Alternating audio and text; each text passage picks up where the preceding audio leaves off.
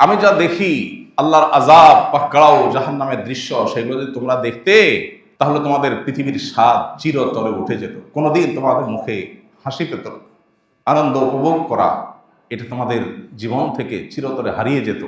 তোমরা বাসায় বাড়িতে আনন্দে দুনিয়ার ভোগ বিলাস, নারী, এই সব কিছুর যে আনন্দ তৃপ্তি, এগুলো থেকে চিরকালের জন্য তোমরা হারিয়ে যেতে যদি তোমরা দেখতে আমি যা দেখি, আমি যা শুনি। রজব মাস আসলেই আমাদের স্মৃতিতে ভেসে ওঠে মেরাজের কথা। আমাদের সমাজের মানুষের কাছেও রজব মাসটি মেরাজের মাস হিসাবে সর্বাধিক পরিচিত। যদিও আমরা এর আগে স্পষ্ট করেছি যে রজব মাসটি মূলত সম্মানিত 4 মাসের এক মাস হিসাবে আমাদের কাছে সমাদৃত বিশেষ গুরুত্বপূর্ণ মাস।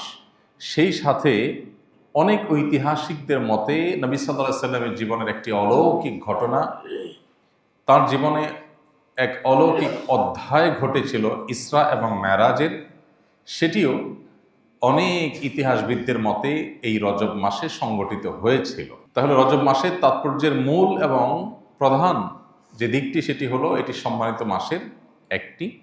সেই সাথে নবী সাল্লাল্লাহু আলাইহি ওয়াসাল্লামের জীবনে ইসরা এবং মেরাজের মতো অলৌকিক ঘটনা ঘটেছে। সেই ঘটনা ঠিক কবে ঘটেছে এটা নিয়ে ইতিহাসবিদদের মধ্যে নানাবিধ মত থাকলেও অনেক ইতিহাসবিদদের মতে রজব মাসে ঘটেছে। অবশ্য রজব মাসের কোন তারিখে ঘটেছে সেটা নিয়ে আবার নানামুখী মতামত আছে। 16টিরও অধিক মতামত আছে নবী সাল্লাল্লাহু আলাইহি ওয়াসাল্লামের মেরাজের তারিখকে ঘিরে। প্রশ্ন উঠতে পারে, কেন এত মতামত? নবীজি সাল্লাল্লাহু আলাইহি ওয়াসাল্লামের মেরাজ এবং ইসরার ঘটনা ঘটেছে, এটি যখন মহাসত্য, দিনের আলোর মতো পরিষ্কার, বহু বিশুদ্ধ হাদিসে এটি প্রমাণিত, স্বয়ং কোরআনে আল্লাহ রাব্বুল আলামিন ইসরা সম্পর্কে আলোকপাত করেছেন, তাহলে যেই তারিখে এটি ঘটেছে, যে রাতের কথা আল্লাহ কোরআনে বলেছেন, সেই তারিখটি, সেই রাতটি কোন তারিখ ছিল এটা কেন সংরক্ষিত না, বা এ বিষয়ে কেন বিশুদ্ধ হাদিসে কোনো বর্ণনা পাওয়া যায় না? ইতিহাসবিদরা বিভিন্নভাবে তারা ধারণা করে, বিভিন্ন ক্লু থেকে তারা নানাবিধ তারিখের কথা বলছেন কেন।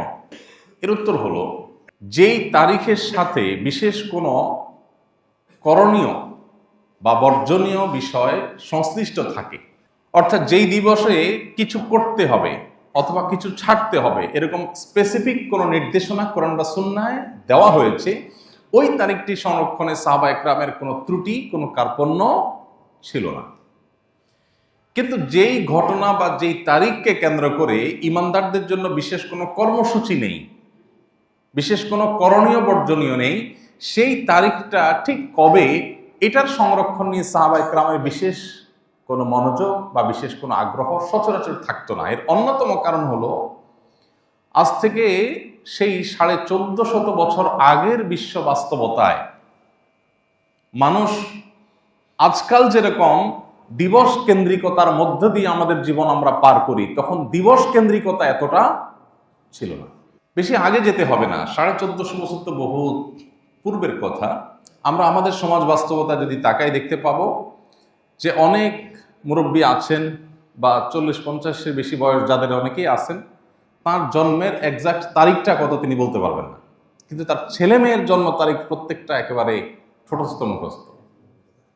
আমি কি সঠিক বলেছি? কারণ কি? পেটে ভাতই ছিল না, জন্মদিবস করতে পালন করবে,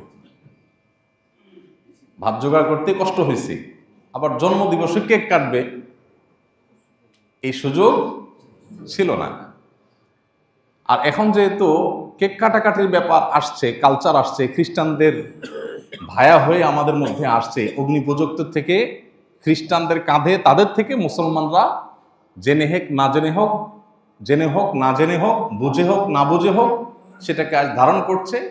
এখন আমাদের পেটে ভাত তরকারি হয়ে মাশাআল্লাহ কেক কাটার টাকাও আছে। যেহেতু আছে, অতএব ছেলে কবে জন্ম নিল, মেয়ে কবে জন্মদিন হলো, জন্মদিবস উপলক্ষে তাকে উইশ করা, এগুলো এখন আমাদের জীবনের বাস্তবতায় পরিণত হয়েছে। এছাড়াও যেহেতু অফিসিয়ালি জন্ম নিবন্ধন করতে হয়, পাসপোর্ট বানাতে হয়, সার্টিফিকেটের জন্য স্কুল কলেজে মাদ্রাসায় দিতে হয়, সেজন্য খুব সঙ্গত কারণেই এখন জন্মের তারিখটা আমরা সংরক্ষণ করছি, অথচ আমরা অনেকে আছি যে নিজের জন্ম তারিখটা কবে এটা আমরা বলতে পারবো না, কারণ তখন এতটা নিড এটার ছিল না। তাহলে এবার 1450 বছর আগে যদি আপনি চলে যান, তাহলে এই নিড বিন্দু পরিমাণও ছিল না। এই কারণে সাহাবায়ে কেরাম যেটা সংরক্ষণ করা দরকার ওইটা করতে কোনো কার্পণ্য করতেন না। নবী করিম সাল্লাল্লাহু আলাইহি সাল্লামের কোনো হাদিস, দীর্ঘ হাদিস, অনেকগুলো পয়েন্ট বলেছেন, এমন মনোযোগ নিয়ে সাহাবায়ে কেরাম শুনতেন যে বিভিন্ন হাদিস থেকে আবু হুরায়রা রাদিয়াল্লাহু তাআলা আনহু অন্যান্য সাহাবীদের হাদিস শ্রবণে তাদের মনোযোগিতাকে স্পষ্ট করতে গিয়ে, বোঝাতে গিয়ে উদাহরণ দেয়া হয়েছে যে একটা গাছের উপর যেরকম পাখি এসে বসে, সাহাবীরা এরকম পিনপতন নীরব হয়ে, এরকম পরিপূর্ণ স্তব্ধ হয়ে, নড়াচড়া বাদ দিয়ে, শতভাগ মনোযোগ দিয়ে, ফোকাস দিয়ে নবী সাল্লাল্লাহু আলাইহি ওয়াসাল্লামের কথা শুনতেন, যে পাখির জন্য এটা অনুমান করা কঠিন হতো যে এটা মানুষ না কোনো গাছ। এইভাবে মনোযোগ দিয়ে তারা শুনতেন। তাহলে যেটা সংরক্ষণ করা দরকার সেটা তারা ঠিকই সংরক্ষণ করেছেন, কিন্তু যে বিষয়গুলো সংরক্ষণের সাথে কোনো করণীয় বর্জনীয় ব্যাপার স্যাপার নাই, শরীয়তের কোনো নির্দেশনা নাই, আজকাল যেরকম আমরা শখের বসে অনেক তারিখ সংরক্ষণ করি, এগুলো সাহাবীদের মধ্যে ছিল। তো যে জায়গাটা আমরা ছিলাম মূলত সেটা হলো নবী করিম সাল্লাল্লাহু আলাইহি সাল্লামের মেরাজ, এটি ঘটেছে, বহু বিশুদ্ধ হাদিস দ্বারা এটি প্রমাণিত। সশরীরে তার মেরাজ হয়েছে, স্বপ্নযোগে হয়নি। অনেকে বলে স্বপ্নযোগে হয়েছে। স্বপ্নযোগে যদি হতো তাহলে মক্কার মুশরিকরা তো অস্বীকার করতো না। স্বপ্নে তো মানুষ 5 মিনিট ঘুমাইলে ওই 5 মিনিট স্বপ্নের মধ্যে আমেরিকা চলে যাবার চলে আসে, সম্ভব কি সম্ভব না?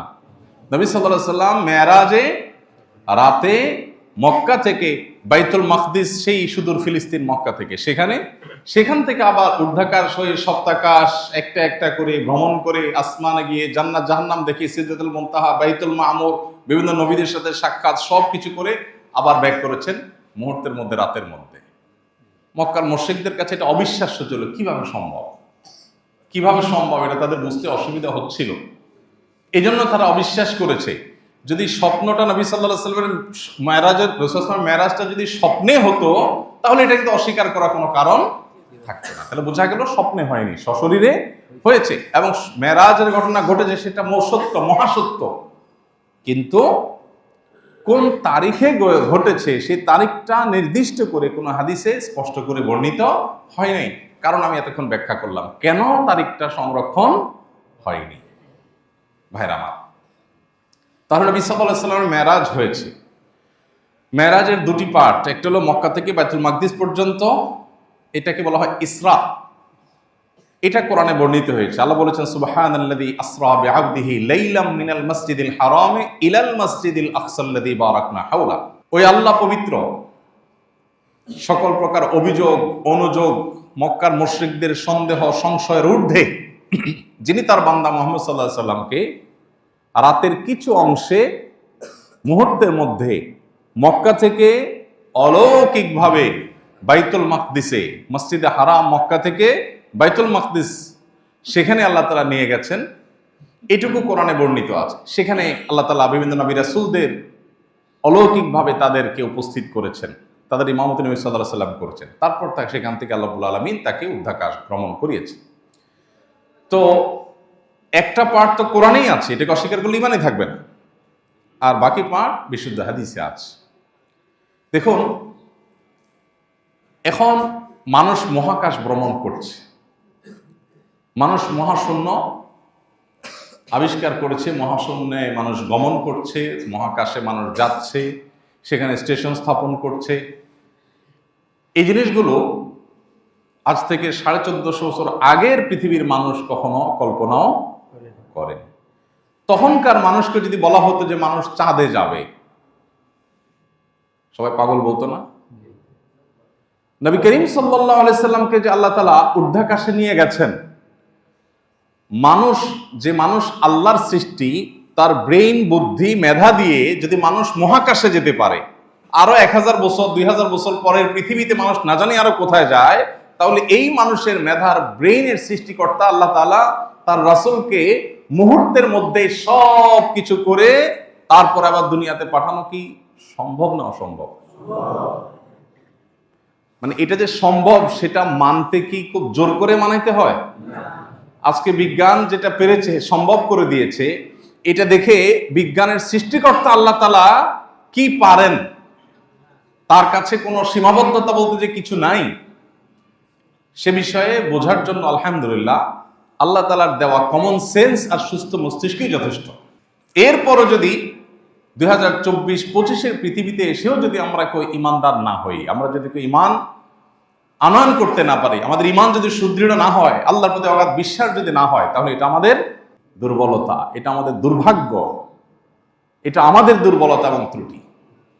এই জন্য আল্লাহ তাআলা ইসরার ঘটনা বলতে গিয়ে শুরুতে বলেছেন সুবহানাল্লাযী আসরা, যে আল্লাহ তাআলা রাত্রিকালীন এই অলৌকিক ঘটনা ঘটিয়েছেন। তোমরা যে সন্দেহ সংশয় করছো মক্কার মুশরিকেরা, এগুলো থেকে আল্লাহ অনেক ঊর্ধ্বে, তোমরা চিন্তাও করতে পারো না। এগুলো আল্লাহর জন্য কোনো ইস্যুই না, কোনো ব্যাপারই না। ভাইরা আমার, তো নবী করিম সাল্লাল্লাহু আলাইহি সাল্লামকে আল্লাহ রাব্বুল আলামিন এই মেরাজের যে ঘটনা তাকে আল্লাহ তাআলা ঘটিয়েছেন তার জীবনে, এটি কেন ঘটিয়েছেন? এর একটি কারণ, অনেক কারণের ভিতরে একটি কারণ হলো, আমরা জানি নবী করিম সাল্লাল্লাহু আলাইহি সাল্লামের জীবনে একটি বছর ছিল খুব কষ্টের বছর, যে বছরকে বলা হয় আমাল হুজন, পেরেশানির বছর, কষ্টের বছর। সেই বছরটা ছিল ওই বছর যে বছরে নবী সাল্লাল্লাহু আলাইহি সাল্লাম তার ঘরের আপনজন এবং বাইরের একমাত্র আশ্রয়দাতা দুজনকে হারিয়েছেন। তার ঘরের আশ্রয়দাতা ছিলেন, ঘরে সান্ত্বনা দানকারী ছিলেন খাদিজা রাদিয়াল্লাহু তাআলা আনহা, আর বাইরের সান্ত্বনা দানকারী ছিলেন চাচা আবু তালেব। দুজনকে হারিয়েছেন।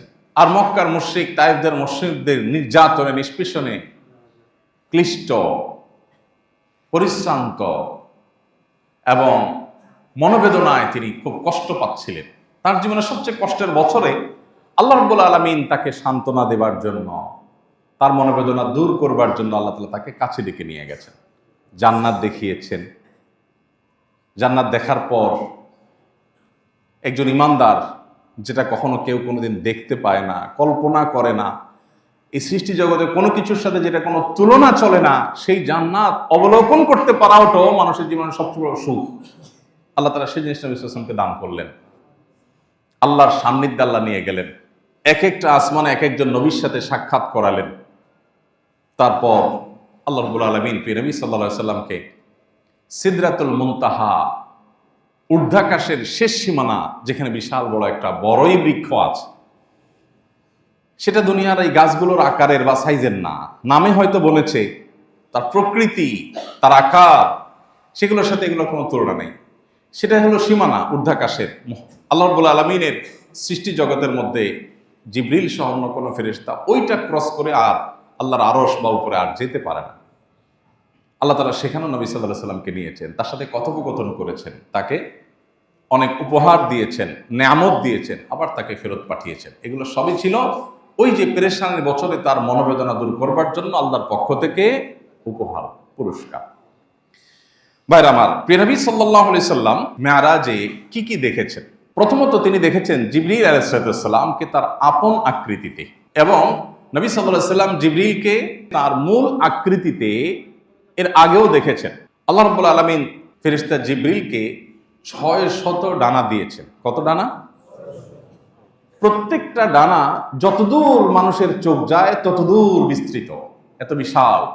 এরকম 600 ডানা আল্লাহ তাআলা দিয়েছেন। এই বিশাল বড় সৃষ্টি আল্লাহ তাআলা তার মূল আকৃতিতে আল্লাহ তাআলা নবী সাল্লাল্লাহু আলাইহি সাল্লামকে দেখার সুযোগ দিয়েছেন এই মেরাজ।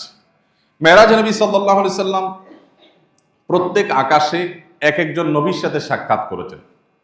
যত নবী রাসূল তাঁর আগে পৃথিবী থেকে গত হয়েছেন, আল্লাহ তাআলা তাদেরকে বিভিন্ন আকাশে উপস্থিত রেখেছেন।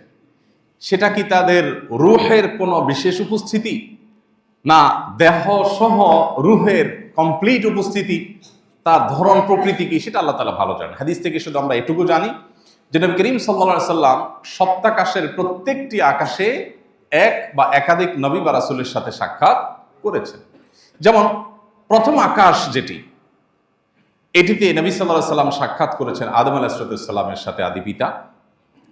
দ্বিতীয় আকাশে নবী সাল্লাল্লাহু আলাইহি ওয়াসাল্লাম সাক্ষাৎ করেছেন আল্লাহ নবী ঈসা আলাইহিস সালামের সাথে।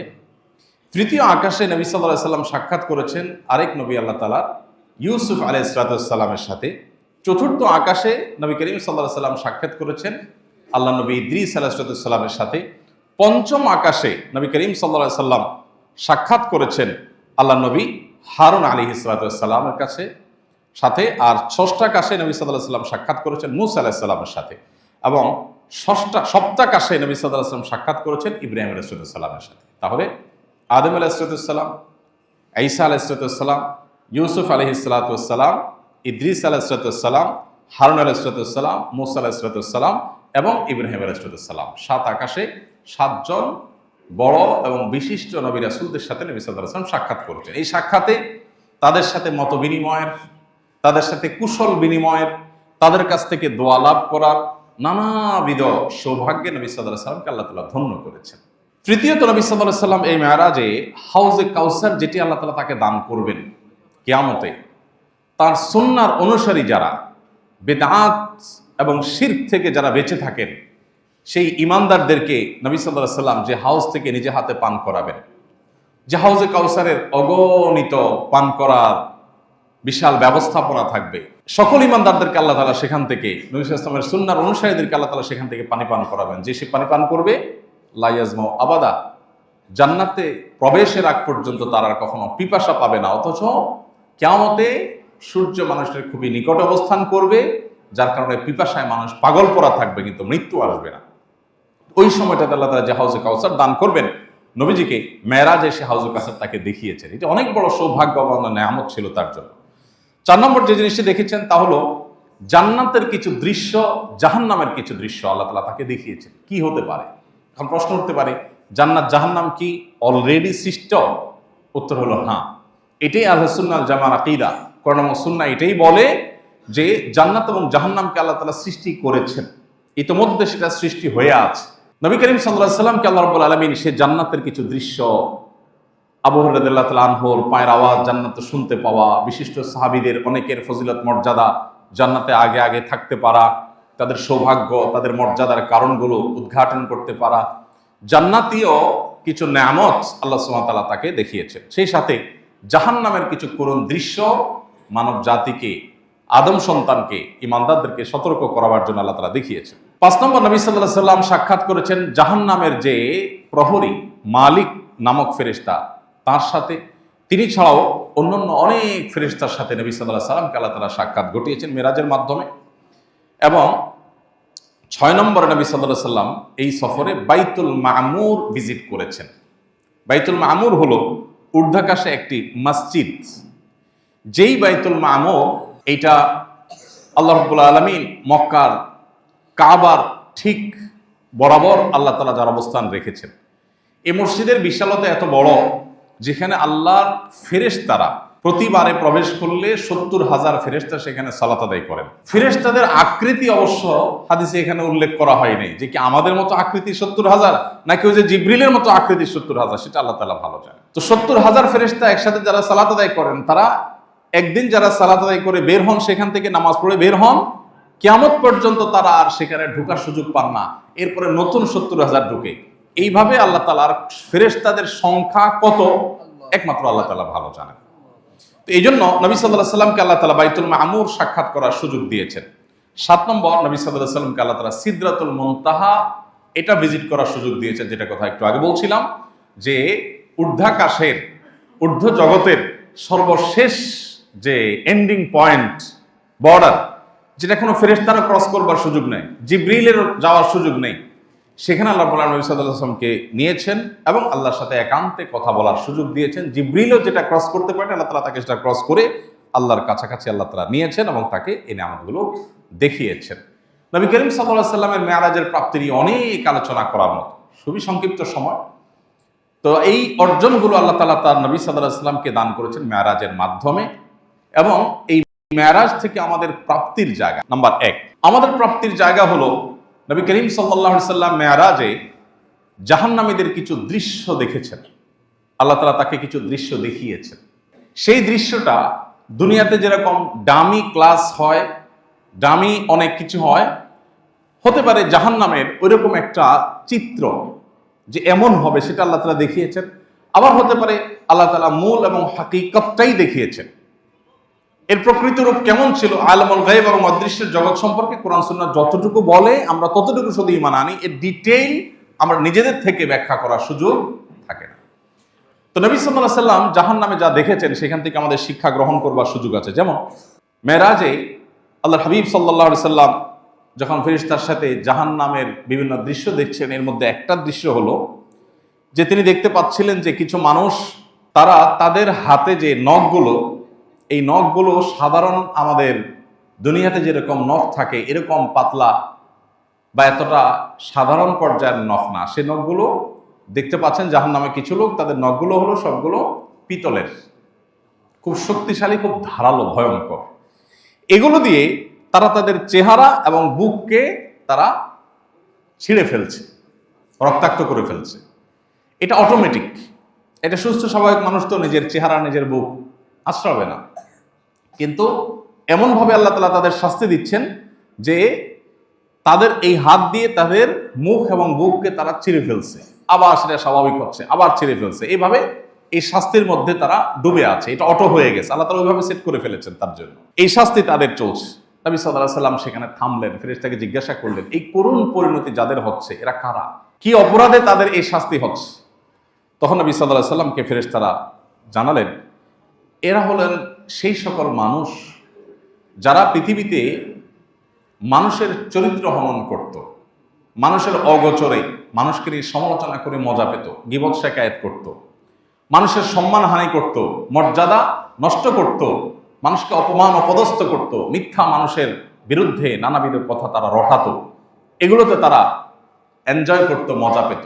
আজ আল্লাহর তরফ থেকে তাদের জন্য এই শাস্তি, এবং এই শাস্তি তাদের জন্য চলমান থাকবে। এরপর নবী করিম সাল্লাল্লাহু আলাইহি সাল্লাম আরেকটা দৃশ্য দেখলেন, সেটা হলো কিছু লোক তাদের ঠোঁট কাটা হচ্ছে আগুনের কেচি দিয়ে, একটা কেচি আগুনের, সেই কেচি দিয়ে ঠোঁট কাটা হচ্ছে, কেটে ফেলা হচ্ছে, কষ্টে চিৎকার চেঁচামেচি, আবার সেটা জোড়া লেগে যাচ্ছে, আবার কাটা হচ্ছে, এভাবে অনবরত এই শাস্তির মধ্যে তারা নিপতিত। নবী করিম সাল্লাল্লাহু আলাইহি সাল্লাম জিজ্ঞাসা করলেন ফেরেশতাকে যে এরা কারা? তখন ফেরেশতা বললেন, এরা হলো সেই সকল মানুষেরা যারা পৃথিবীতে মানুষকে অনেক লম্বা লম্বা নসিহত করত, উপদেশ দিত, মানুষকে কোরআন এবং হাদিসের কথা বলে সতর্ক করত, মানুষকে আল্লাহ ভীতি সৃষ্টি করার জন্য বলতো, কিন্তু তারা নিজেরা সেটার উপর আমল করত। আল্লাহ তাআলা আমাদেরকে জাহান্নামের আযাব থেকে রক্ষা পাওয়ার তৌফিক দান করুন। ইয়াকুলুনা মা লা ইয়াফআলুন, তারা বলার সময় মানুষকে অনেক কথা বলে, নিজে আমল করে না। এই রোগ আমাদের অনেকের মধ্যেই আছে। এই রোগের সবচেয়ে বড় কাস্টমার বা এই রোগের সবচেয়ে বড় আতঙ্কের জায়গা রোগী হলেন আলেম ওলামারা, হাফেজরা, কারি সাহেবরা। আর আমরা যারা সাধারণ মানুষ আছি, আমরাও মানুষকে যে কথা বলি সেটা নিজে আমরা আমল করি না। আল্লাহ বলেছেন, আতা'মুরুনা আন-নাসা বিল বিররি ওয়া তানসাউনা আনফুসাকুম, মানুষকে ভালো কাজের কথা বলো আর নিজেকে ভুলে যাও, নিজে সে কাজটা করো না। এর ভয়ঙ্কর শাস্তি। সাল্লাল্লাহু আলাইহি সাল্লাম এই দৃশ্য দেখেছেন যে কিছু মানুষ আল্লাহর কিতাব তারা পড়ে কিন্তু আমল করে না, মানুষকে বলে নিজের আমল করে না। আল্লাহ তাআলা সেই দুর্ভাগ্য মানুষদের কাতারে যেন আমাদেরকে শামিল না করেন।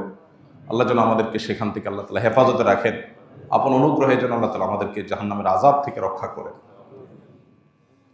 এরপর নবী করিম সাল্লাল্লাহু আলাইহি সাল্লাম আরেকটা দৃশ্য দেখতে পেলেন, সেটি হলো কিছু লোক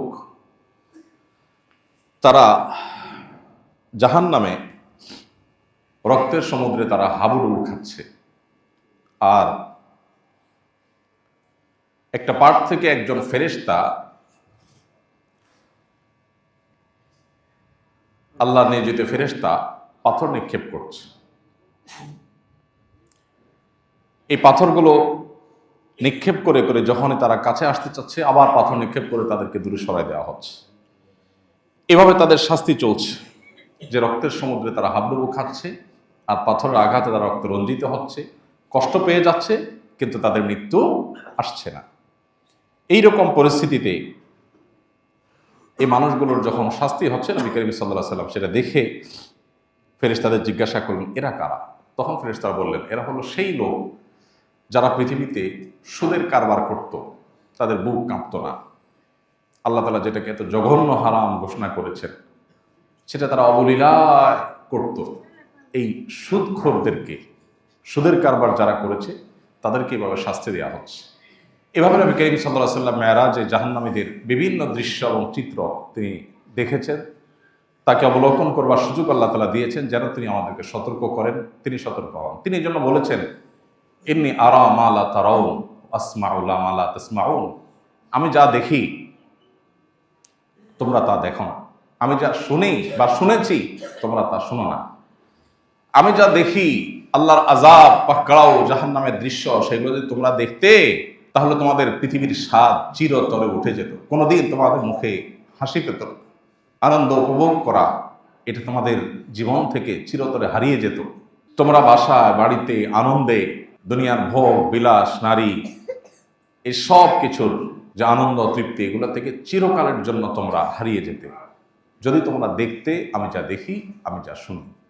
আল্লাহ তাআলা আমাদেরকে শিক্ষা গ্রহণ করবার তৌফিক নসিব করুন। নবী করিম সাল্লাল্লাহু আলাইহি সাল্লামকে মেরাজে আল্লাহ রাব্বুল আলামিন আরো অনেক জিনিস দিয়েছেন যেগুলো সংক্ষিপ্ত সমালোচনা করা সম্ভব নয়। 5 ওয়াক্ত নামাজ আমরা জানি মেরাজ থেকে তিনি পেয়েছেন। তার আগ পর্যন্ত 5 ওয়াক্ত নামাজের বিধান এই উম্মতের জন্য ছিল না। আল্লাহ তাআলা নবী সাল্লাল্লাহু আলাইহি সাল্লামের সাথে একান্ত আলাপচারিতার পর তাকে 5 ওয়াক্ত নামাজ দিয়েছেন। তবে প্রথমত এটি 50 ওয়াক্ত ছিল। 50 ওয়াক্ত নামাজ দিয়ে যখন পাঠালেন, তিনি ফিরে এসেছেন। মুসা আলাইহিস সালামের সাথে সাক্ষাৎ হলো। যখন ফিরে আসছেন, মুসা আলাইহিস সালাম বললেন, 50 ওয়াক্ত নামাজ আপনার উম্মতের জন্য কঠিন হয়ে যাবে, তারা পারবে না। দিনে 50 ওয়াক্ত নামাজ পড়তে গেলে তারা কিছু করতে পারবে না। আল্লাহর এই কঠিন এই নির্দেশ মানাটা তাদের জন্য কঠিন হয়ে যাবে। এরা দুনিয়ার প্রতি অনেক আকৃষ্ট হবে, অনেক কাজে ব্যস্ত হয়ে যাবে। আপনি আল্লাহর কাছে যান, কমায় নেন। নবীজি আল্লাহর কাছে ফেরত আসলেন, বলেন, আল্লাহ আমার উম্মতের জন্য এটা কষ্ট হয়ে যাবে, আপনি আর একটু কমায় দেন দায়িত্ব। 45 ওয়াক্ত দেওয়া হলো। এভাবে কয়েক দফা গিয়ে কমাতে কমাতে 5 ওয়াক্ত পর্যন্ত আসার পর নবী সাল্লাল্লাহু আলাইহি সাল্লাম সেটা নিয়ে আসলেন। আল্লাহ রাব্বুল আলামিন নবী সাল্লাল্লাহু আলাইহি সাল্লামকে সুসংবাদ দিয়েছেন যে 50 ওয়াক্ত নামাজ দিয়ে আপনার উম্মতকে যে এর বিনিময় আমি দিতাম, 50 ওয়াক্তের জায়গায় 5 ওয়াক্ত করে দেওয়া হলেও তাদের সুবিধার্থে এই 5 ওয়াক্তই যদি ঠিকমতো তারা আদায় করে তাহলে 50 ওয়াক্তের যে বিনিময় এটা তাদেরকে দেওয়া হবে। নবী করিম সাল্লাল্লাহু আলাইহি সাল্লামের সাথে তিরমিজি বর্ণিত হাদিসে আমরা জানি যে ইব্রাহিম আলাইহিস সালামের সাথে সাক্ষাৎ হয়েছে যখন মেরাজে, তখন ইব্রাহিম আলাইহিস সালাম তার সাথে সাক্ষাৎ হওয়ার পর ইব্রাহিম আলাইহিস সালাম নবী সাল্লাল্লাহু আলাইহি সাল্লামকে বলেছেন, তোমার উম্মতকে আমার পক্ষ থেকে সালাম পৌঁছাবা। আমাদেরকে সালাম দিয়েছেন কে? ইব্রাহিম আলাইহিস সালাম। সালাম পৌঁছে তোমার উম্মতকে বলে দিবা, জানিয়ে দিবা যে জান্নাতের মাটি বড় পবিত্র, এর পানি বড় সুমিষ্ট, আর জান্নাত পুরাটাই কিন্তু খাঁখা শূন্য জায়গা। অতএব সেই জান্নাতকে যদি কেউ সুশোভিত করতে চায়, সবুজ শ্যামল করতে চায়, উপভোগ্য করতে চায়, সুন্দর উদ্যানে পরিণত করতে চায়, তাহলে সে যেন জেনে রাখে দুনিয়ার মতো সেখানে বীজ লাগিয়ে গাছ উৎপাদন করতে হয় না। সেখানে গাছ উৎপাদন করবার জন্য তোমার উম্মত যেন সুবহানাল্লাহ আলহামদুলিল্লাহ ওয়ালা ইলাহা ইল্লাল্লাহু আল্লাহু আকবার এই বাক্যগুলো যেন বেশি বেশি পাঠ করে। এই বাক্যগুলোর পাঠ এটাই জান্নাতে তার বিশাল বড় নেয়ামত রাজি ফলজ এবং নানাবিধ বৃক্ষ সেখানে উৎপাদনের কারণ হবে।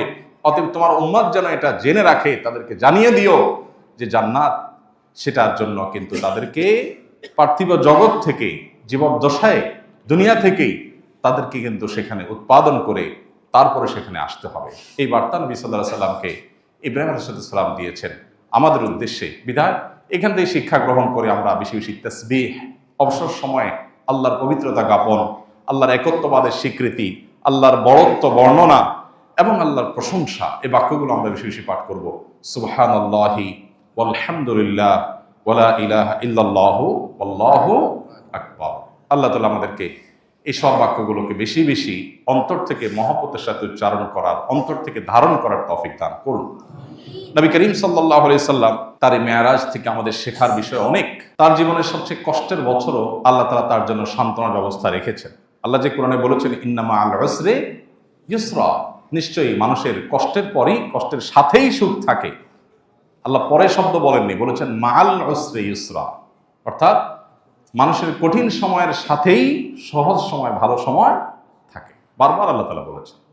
মেরাজ থেকে আমাদের যে শিক্ষার বিষয়গুলো আছে এর ভিতরে একটা হলো ইন্নামা আল উসরি ইউসরা, কষ্টের পরেই সুখ থাকে। নবী সাল্লাল্লাহু আলাইহি সাল্লামকে আল্লাহ তাআলা অনেক পরীক্ষা নিয়েছে, অনেক কষ্ট তার জীবনে ছিল।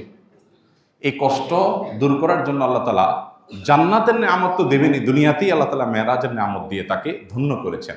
আমাদের সবার জীবনে কষ্টের মধ্যেও আল্লাহ তাআলা সুখ রাখেন। আমরা অনেক সময় সুখটা অনুভব করার চেষ্টা করি না, বুঝে উঠতে পারি না যে কি সুখ পাইছি। অনেকে আমরা নাশুকরি করি যে আমার জীবনে কখনো সুখের দেখা পাইলাম না। এই কথাগুলো আল্লাহর নেয়ামতের নাশুকরি। আপনি যে দাঁড়ায় বলতে পারছেন, এটাই তো আল্লাহ তাআলার অনেক বড় নেয়ামত। এই বলাটাই তো অনেকে বলতে পারছে না। কত পয়সাওয়ালা মানুষ আছে, অনেক পয়সাওয়ালা মানুষ এই ঢাকায় আছেন, আমি চিনি, ব্যক্তিগতভাবে জানি, চোখ দিয়া দেখতে পান না, কোটি কোটি টাকার অ্যাসেট, কিন্তু নিজের অ্যাসেট নিজের কাছের লোকদেরকেও দেখতে পারেন না। পৃথিবীর কোনো চিকিৎসকরাও তার এই সমস্যার সমাধান করতে পারেন না। কত নেয়ামত থেকে মানুষ বঞ্চিত, সেখানে আল্লাহ তাআলা আপনাকে অনেক নেয়ামত দিয়ে রেখেছেন, আপনি বুঝতে পারছেন। তো একজন ইমানদার বিপদের মধ্যেও সুখের সন্ধান করার চেষ্টা করবে। দ্বিতীয়ত নামাজের গুরুত্ব আরো, যে আল্লাহ তাআলা অন্য সব বিধানগুলো জিবরিলের মাধ্যমে দিয়েছেন। নামাজ কত গুরুত্বপূর্ণ হলে নবীজিকে আল্লাহ তাআলা মেরাজে ডেকে নিয়ে তারপর সরাসরি দিয়েছেন, জিবরিলের মাধ্যমে দেন নাই। এখান থেকে নামাজের গুরুত্ব বোঝা যায়, অনুধাবন করা যায়। সেই নামাজ অবলীলায়, ঠান্ডা মাথায়, জেনে শুনে, ইচ্ছাকৃতভাবে আমরা যখন নষ্ট করি, তখন আর আল্লাহর আরশ প্রকম্পিত হওয়ার মতো অপরাধ হয়ে যায় সেটি। এবং এর দায় যে কত বড় হতে পারে, এর শাস্তি যে কত জঘন্য হতে পারে, সেটা একমাত্র আল্লাহ তাআলা ভালো জানেন। এই জন্য মেরাজের এই ঘটনা থেকে নামাজের গুরুত্বের শিক্ষা গ্রহণ করে আমাদের জীবনে নামাজকে জীবনের যে কোনো কিছুর চাইতে আমরা গুরুত্ব দেওয়ার চেষ্টা করবো ইনশাআল্লাহ। সব হারিয়ে যেতে পারে, কিন্তু নামাজ হারতে পারে না ইমানদারের জীবন, কোন অবস্থাতেই না। গাড়ি ছুটে যেতে পারে, লস হয়ে যেতে পারে, কাস্টমার চলে যেতে পারে, অনেক ক্ষতি হতে পারে, কিন্তু নামাজ কখনো ইমানদারের জীবনে বাদ থাকতে পারে না। যুদ্ধক্ষেত্রে পর্যন্ত মাফ নাই, যুদ্ধক্ষেত্রে রণাঙ্গনে সেখানেও নামাজ পড়তে হবে। হ্যাঁ, নামাজ সেখানে পড়ার ক্ষেত্রে বিশেষ বিধান সালাতুল খৌফ আল্লাহ তাআলা কোরআনে দিয়েছেন, কিন্তু তারপর নামাজ পড়তে হবে। কারণ সতর ঢাকার মতো কোনো ব্যবস্থা নাই, এমন কোনো কঠিন জটিল পরিস্থিতির মধ্যে আছেন, এদিকে সতর ঢাকা নামাজের জন্য ফরজ, তাকেও নামাজ পড়তে হবে। প্রয়োজনে সতর ছাড়া, ঢাকা ছাড়া বসে বসে নামাজ পড়বে, তারপর নামাজ পড়তে হবে। কেউ সমুদ্রে নিমজ্জমান, কিছু একটা ধরে ভেসে আছে, যান বাঁচানো দায়, নামাজের ওয়াক্ত চলে যাচ্ছে, ওই অবস্থায় তার নামাজ পড়তে হবে। কেবলার দিকে ফিরে স্থির থাকার মতো অবস্থা নেই, ঢেউ তাকে অনবরত নাড়িয়ে দিচ্ছে, তাহলে যেদিকে সম্ভব ওইদিকে ফিরে নামাজ পড়বে, তারপর তাকে নামাজ পড়তে হবে। একজন মানুষ দাঁড়িয়ে নামাজ পড়তে পারছে না, তাকে বসে পড়তে হবে। বসে পড়তে পারছে না, শুয়ে পড়তে হবে। অঙ্গ প্রত্যঙ্গ, মাথা হাত নাড়াতে পারছে না, মনে মনে পড়তে হবে। মাফ নাই, ওযু করার ক্ষমতা নাই, পানি নাই, তায়াম্মুম করবে। মাটিতে থাকুক আর আকাশে বিমানে থাকুক, রেলে থাকুক আর বাসে থাকুক, নামাজ কখনো মাফ নাই। প্রত্যেকটা বিধানের বিকল্প আছে। রমজানে রোজা রাখতে পারছেন না কারণ আপনি সফরে আছেন, ট্যুরে আছেন, শরীয়ত বলেছে অসুবিধা নাই, পরে রাখি দিও। কিন্তু নামাজের ক্ষেত্রে এটা বলে নাই যে সফরে আসো, কষ্ট হচ্ছে, ঠিক আছে নামাজ না রাখলে চলবে বা পরে পড়লে চলবে না, সময় মতো আদায় করতে হবে। আল্লাহ তাআলা নামাজের গুরুত্ব আমাদেরকে বুঝার তৌফিক দান করুন। চোখ যেদিন বন্ধ হয়ে যাবে, মহাসত্যের মুখোমুখি যেদিন আমরা হয়ে যাব, সেদিন আমাদের সবার আগে হিসাব নেওয়া হবে নামাজের। নামাজটা ঠিক, বাকি সব সহজ করে দেওয়া হবে। নামাজে গড়বড়, সবগুলোতে আটকা পড়ে যাবে। আল্লাহ তাআলা আমাদেরকে নামাজ নিয়মিত সর্বোচ্চ গুরুত্বের সাথে সুন্দরভাবে আদায় করার তৌফিক দান করুন। নবী করিম সাল্লাল্লাহু আলাইহি ওয়াসাল্লাম তার মর্যাদা ও মেরাজের ঘটনা থেকে ফুটে উঠে আল্লাহর কাছে তিনি কত সম্মানিত, কত মর্যাদা তার, যে আল্লাহ তাআলা তাকে মেরাজ এবং ইসরার মতো নেয়ামত দিয়েছেন, তার কাছে নিয়েছেন। কোন নবী রাসূলকে আল্লাহ তাআলা এই নেয়ামত দেন নাই। মুসা আলাইহিস সালামের সাথে আল্লাহ কথোপকথন করেছেন, সেজন্য তিনি কালিমুল্লাহ। ঈসা আলাইহিস সালামকে আল্লাহ তাআলা বিশেষ বৈশিষ্ট্য দিয়েছেন, মাতৃকোলে কথা বলার শক্তি দিয়েছেন। তুর পাহাড়ে মুসা আলাইহিস সালামকে নিয়েছেন, এক এক নবীকে এক এক মর্যাদা দিয়েছেন। মুহাম্মদ সাল্লাল্লাহু আলাইহি সাল্লাম একমাত্র নবী, একমাত্র রাসূল, যাকে আল্লাহ তাআলা স্বয়ং তার কাছে নিয়ে সম্মানিত করেছেন, মর্যাদা দিয়েছেন। এখান থেকে তার মর্যাদা আল্লাহর কাছে কত বেশি, তার শ্রেষ্ঠত্ব যে সবার উপরে, সেটি খুব পরিষ্কারভাবে বুঝে আসে। আল্লাহ তাআলা আমাদেরকে মেরাজের ঘটনাগুলি থেকে শিক্ষা গ্রহণ করার